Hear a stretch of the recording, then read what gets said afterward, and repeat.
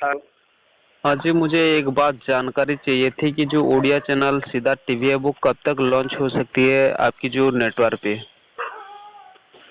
फिलहाल तो अभी इस बार में कुछ ऑपरेशन आया नहीं है, अगर होगा तो आप लोगों को दिखेगा। जी ठीक है। जी जी, ऐसा क्या प्रोसीजिंग चल रहा है जो कि आ सकते हैं, ऐसा क्या अपडेट है आपके पास?